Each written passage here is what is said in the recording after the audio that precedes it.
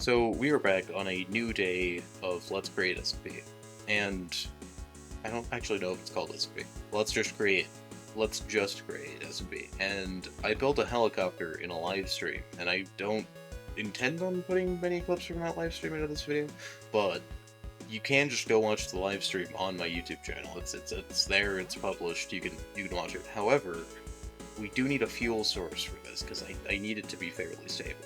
Another thing we did in the stream is I made a little system, and we can just, like, deliver things from our vault to us using this little bee. And this is a lovely system, because I can just take the stuff from there, and it's great. But I want to get a fuel source going, so I'm gonna look through the coals and the fuel tabs, and I'm gonna click on this thing. I'm gonna uses fuel smelts 80 items. That's not bad. But I want to click on the fuel tab and then go through until I find something that's like pretty good. That thing obviously would be like the highest thing, but I might end up going for charcoal blocks because I want to. Yeah, charcoal blocks doesn't seem like a bad idea. And charcoal uses the blasting, which is something that we already have at the base. So I'm going to chop up some trees and then get a decent amount of fuel to put in there.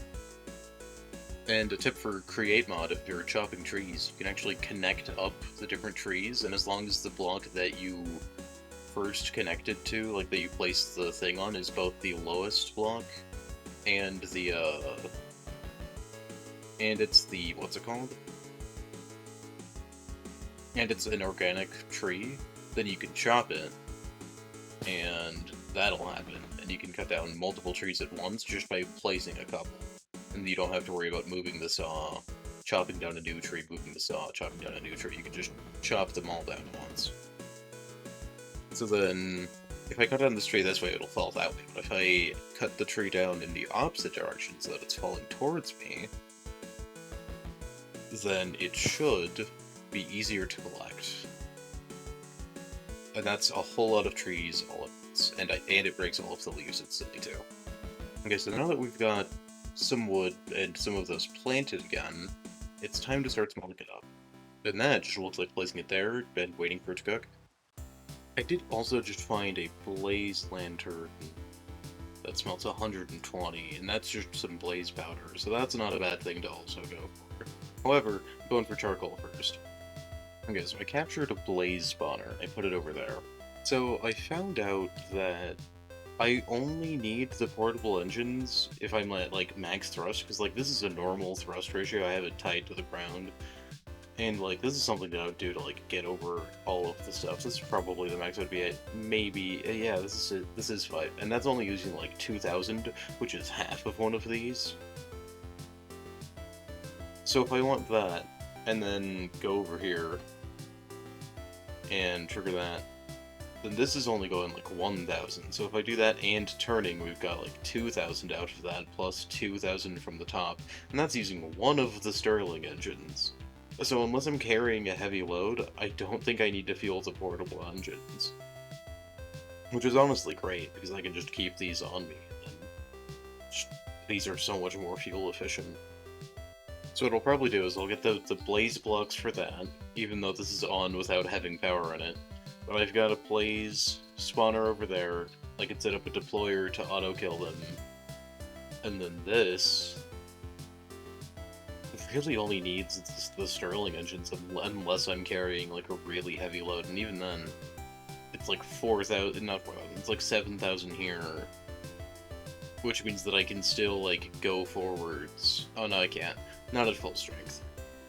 Without them. But, like, even then, I'd only need to fuel, like, 1. Coal blocks and lava blocks aren't that different. I guess the lava's easier to get, but... like, even then, I can do all 3 things with just 1 thing. I can't then... no, I can also then use the winch. Alright, so I guess I only need 1 portable engine at maximum. But that's kind of relieving, because that's the more expensive of the things to fuel. Okay, so we have some fans in. and I need to get these hooked up to power. Okay, so now I have all of the blazes going straight to the corner, and now we just need to get a deployer with a, like, sword, and we can kill them. Okay, so I got a generator set up. It's the same one that I did in my magnet generator video. And I have a deployer in, along with a smart shoot, meaning that I can just use the blaze rods that experience from here. I can give myself some experience whenever I want, and I can use the blaze rods for fuel. But this will take some AFKing. And I might end up putting a fan in the top, because what happens is the blazes will fly up a little bit, and then that's unideal. Okay, so I've been doing some AFKing. I did take from that. We have 11 of them so far, because I didn't AFK for too long. But we do have a fully functioning blaze farm, so I'm gonna AFK at this for a bit, and that's gonna be the end of this episode.